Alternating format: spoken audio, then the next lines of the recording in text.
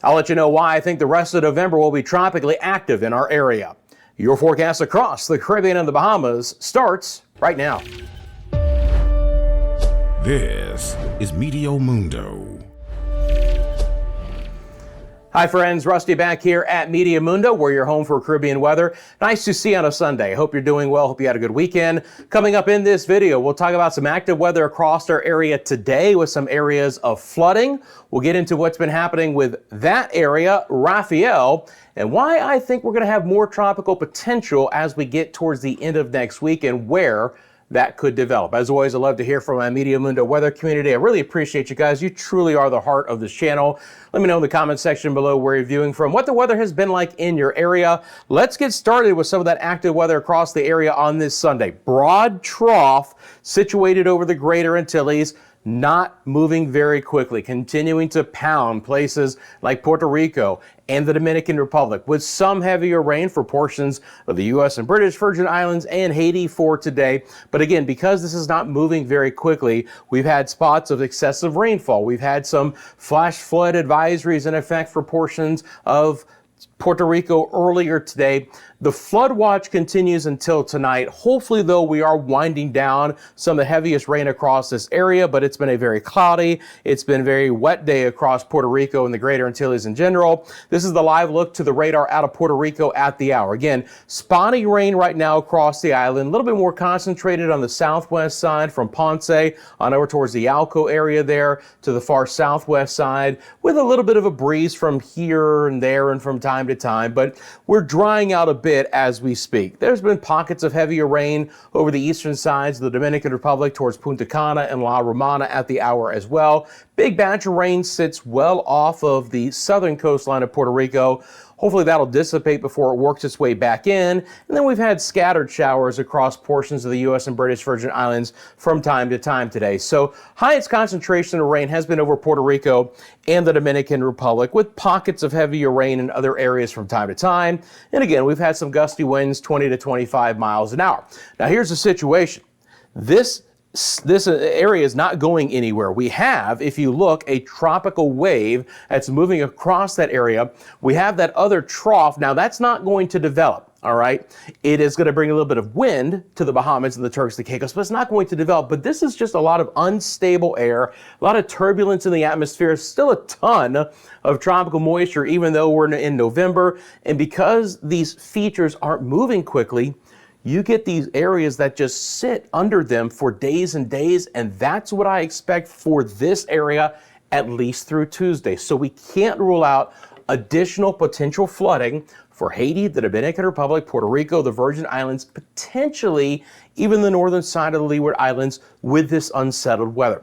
Just a lot of broad inherent lift and spin in the atmosphere here in the Eastern Caribbean through the greater Antilles as well. Now you notice again, all you've got left over is this X. That's not going to develop. So we're not going to get a tropical system in the Bahamas or the Turks and the Caicos out of that area in yellow we've been monitoring all week. But again, it's aided in the heavy rain and the very breezy conditions that we've seen there as well. What do you say we just keep going down the Lesser Antilles? Once again, scattered showers, a few rumbles of thunder on this Sunday, pockets of heavy rain. Nothing has been very concentrated across the area for today, but from Anguilla to St. Bart's and St. Martin and Saba and St. Eustatius, Antigua, Barbuda, and Montserrat, scattered rain in some areas. It's been a little bit more concentrated. Guadeloupe, Dominica, back down towards Martinique, St. Lucia, St. Vincent and the Grenadines. Barbados earlier today had a flood watch. It's no longer in effect. Some of the heaviest moisture has just sifted west of the island. But again, that's now right over places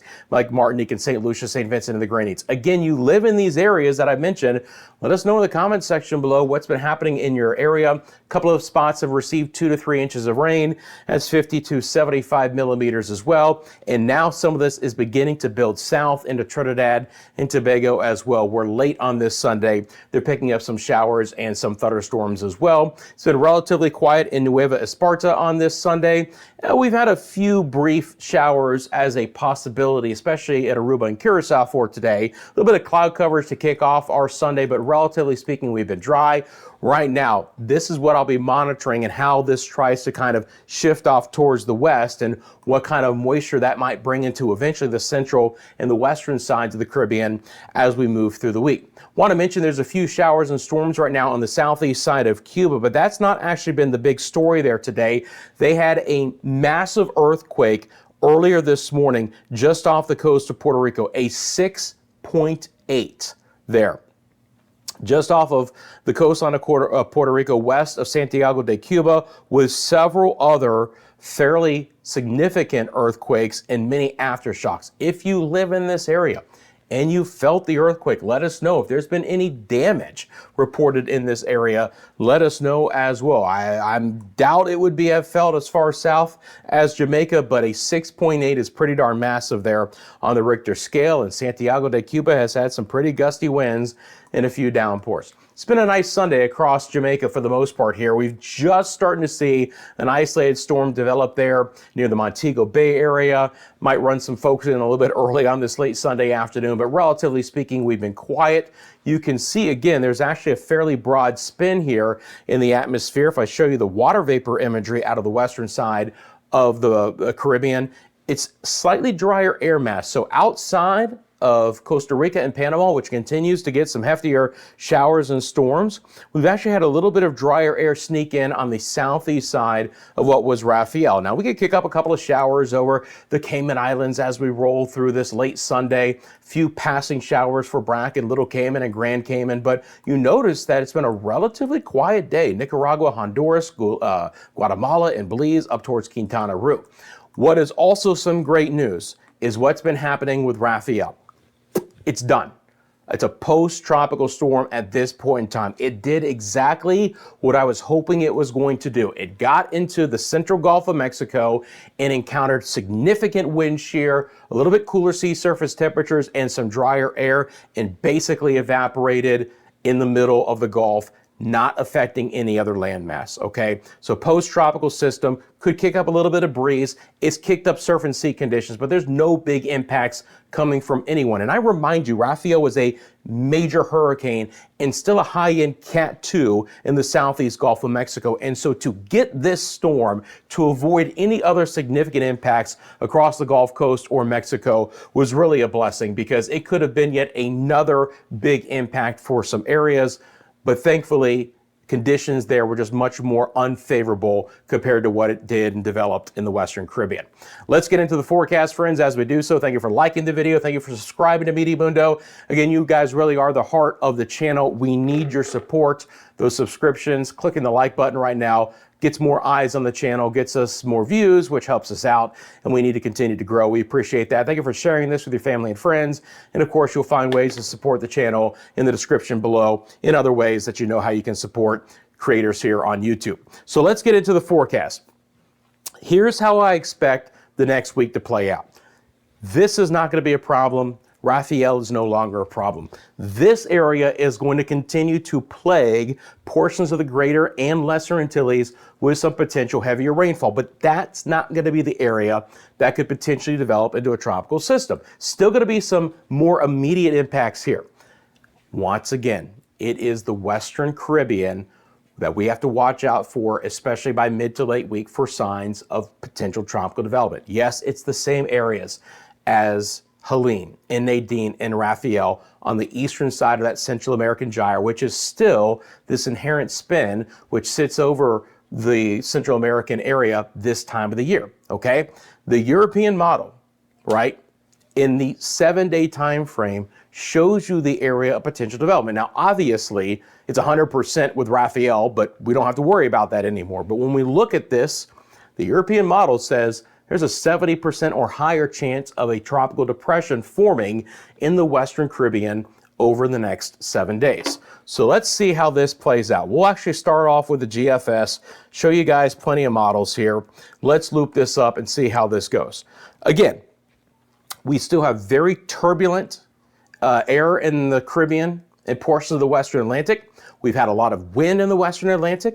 We're going to continue to see some wind. Places like Bermuda, we'll see some breezy conditions and some showers, but in the Caribbean, it's just been about a lot of rain and a lot of breeze that goes along with that, and there's still a lot of green on the map for the week ahead. But eventually, towards late week and early next weekend, we try and consolidate this into potentially another low-level center with a wrap-up. Now, as we get towards the end of the week, right? So, today being the 10th, as we get towards the weekend, Saturday and Sunday of next week, we're kind of on the cusp of that with the GFS. But you can clearly see that off of the Honduras and Nicaraguan coastlines, you start to see a spin. As always, as Raphael was to begin with, it's a broad, disturbed area with a lot of rain. We're still going to have waves of tropical moisture coming back into the Eastern Caribbean. And so although I don't expect any tropical development over the Lesser Antilles, things stay wet from Anguilla to Barbados and Trinidad and Tobago, at least for the next several days before we transition some of the heaviest moisture off west. But look, even at the end of this loop, even 7 days out from now, you can clearly see the GFS backbuild some of this moisture into the Southern Caribbean, where the ABC Islands catch the potential for some heavier rain. There's not a lot of spots in the Caribbean that's going to have a low chance for rain through the week ahead. Yes, it'll pulse up and down from time to time, but you can just see all the wet weather. Again, just very unstable conditions here in November. So for Antigua and Barbuda and St. Kitts and Nevis and Tortola, St. Thomas, St. Croix, St. John, in Puerto Rico, in Santo Domingo, the Dominican Republic, in Port-au-Prince, Haiti, more wet weather, more rain, rainfall totals that will easily be measured in inches over the next several days. I'm talking about 4+ inches in a lot of spots. Same situation for my friends in Jamaica and Kingston and Montego Bay and Negril. We will build in the rain chances over the week, but eventually by the end of the week, rain chances get high. And some of this could be moisture-laden air with a lot of heavier downpours, okay?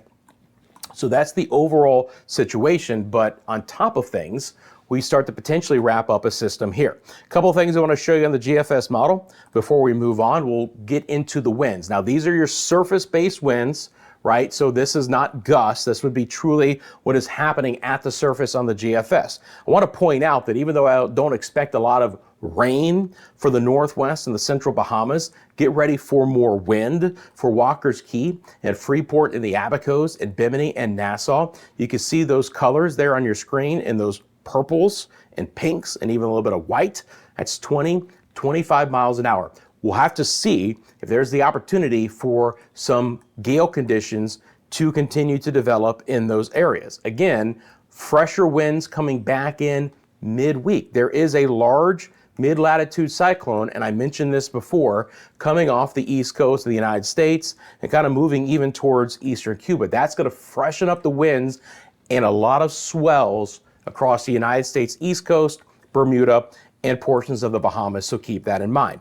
Then as we get towards the end of the week, if we again look back into the southern the southern and western Caribbean, you start to see that broad spin try and develop here towards the end of that loop. So next Friday, Saturday, Sunday, into Monday, this is where we're beginning to pick that up. If we look at the spin in the atmosphere, and you guys know I love this as kind of like a precursor product here. Let's hopefully see that this will loop up for us here. We'll give it a second. Let me see here. This one may not be cooperating. It's okay. The bottom line is, I'm not exactly sure why it's not developing, but that's okay as far as this showing up. There's a lot of spin and a lot of lift in the western side of the Caribbean for the week ahead, especially towards the end of the week. So let's look at the GFS ensembles. We looked at the deterministic. Nice slow loop on this, okay? Nothing really developing over the next few days. And this could be a slow burn just like Raphael. I know, again, Raphael took some time to get going, but eventually it became a major hurricane. So there was a lot of heads up with that storm, and I hope I'll be giving you the same if this develops. Hopefully it won't. But look at the GFS model by next Sunday, late next Sunday, basically 7 days from the recording of this video. And look how big of a signal we have in the central, in the western sides of the Caribbean for potential development, okay? That's a lot of signal here for mid-November for a tropical storm to develop. Sarah is the next name on the list, and we'll see how this plays out. The development area is here. Some of the GFS models try and pull it east, just like they did at the beginning of Raphael. Some of them have it going north towards Jamaica, as ultimately happened, and some of them hugging the western portions of the Caribbean, closer to the Central American coastline, which was a little bit farther west than what Raphael did. Here's the European ensemble members. Okay, once again, Raphael goes bye-bye, right? We're quiet tropically outside of the very heavy rain the next few days, but the European model begins to pick up on these signals the exact same time frame as the GFS. So beginning on Friday, here comes your potential development. Saturday and into Sunday, and the European model is actually more robust and signaling higher, if you will, for development compared to the GFS right now. This is Monday afternoon. And look at the cluster you have in the Western Caribbean, slightly west of where the GFS is overall, but a high signal for tropical storm development here as we get towards the end of next week, or the week ahead, if you want to call it that, and into days 7 and 8, next Sunday, next Monday. A few signals out in the Western Atlantic, but that's a big cluster, friends. And those aren't just weak storms. Some of them are on the stronger side as well. So both the GFS and the European models, high signals for tropical development on the east side of the Central American gyre, either in the central or in the Western Caribbean. Just like Raphael, we'll have to see how the timing plays out. If it does develop, it could be, like I said, a slow burn where, the models push back the time frame, but that's a high signal this far out to see development in November, right? Sea surface temperatures are warm enough. There's no wind shear in the western side of the Caribbean as well. We're still in hurricane season. Again, technically it lasts till the end of the month, but that is just a date in the calendar. We've had some activity in December. I mentioned the winds in the Western Atlantic. It's going to freshen up again. Please watch out for big time swells in the double digits, eastern side of the Bahamas, into portions of the Turks and Caicos. It's actually going to be relatively quiet as far as sea conditions through most of the Caribbean until we have the potential for development here. And then obviously with Raphael dying out, sea conditions will improve in portions of the Gulf of Mexico. So outside of Bermuda, in the eastern sides of the Bahamas, we're looking okay for the week ahead, but we got to watch out beginning Thursday, Friday here in the Western Caribbean. So rainfall totals. First of all, they'll be highest with that elongated trough that doesn't move here in the Greater Antilles. Then down the road into the weekend, that's the big area popping here. Still could provide heavy rainfall for Honduras and Nicaragua and Panama and Costa Rica before it begins to push to the north. Maybe that's north to northeast, maybe that's north to northwest, but you can clearly see the European model has some broad spin and a lot of heavy rain, right? Outside of that, northern side of the Leeward Islands and the Virgin Islands and Puerto Rico and portions of Hispaniola, highest rain chances, a little bit quieter for the Turks and Caicos and the Bahamas, and then scattered rain for the Windward Islands there. It's been a little bit drier lately for Quintana Roo in places like Belize and Guatemala. And overall, that should likely continue. When we look at the GFS rain, which obviously is not cooperating right now, that's okay. Probably not going to be able to show you that. Unfortunately, I'm going to try one thing real quick. Yeah, it just looks like the GFS might be actually going under a model update here, so I may not get anything out of it. That's okay. Still showing those same areas with higher rainfall totals. So this is what I'm watching for the week ahead.